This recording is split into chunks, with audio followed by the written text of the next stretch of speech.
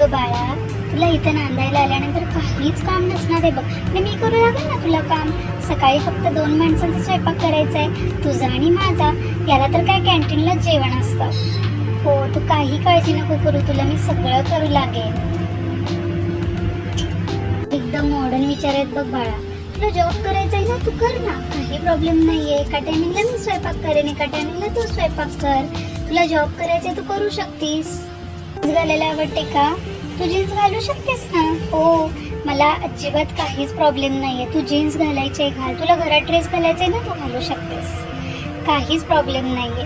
आई तुम्ही खूपच छान आहात. हो, काय तो ड्रेस घातलायस, लोकांनी बघितलं तर म्हणतील काय सून करून आणलीस.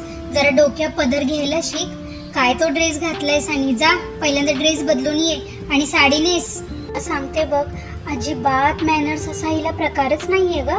सकाळचा स्वयंपाक करावा लवकर उठून, नाही तर काय मस्त झोपलेली असते 8 वाजेपर्यंत.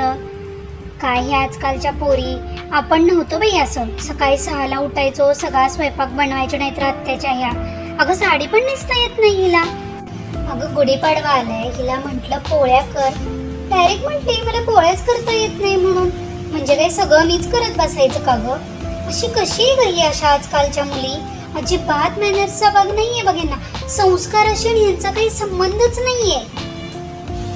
हा, पाया पडता येत नाही, जेवण बनवता येत नाही, नटायला येतं का नटायला? हा, नुसते छान छान कपडे घाला की चालली बाहेर फिरायला.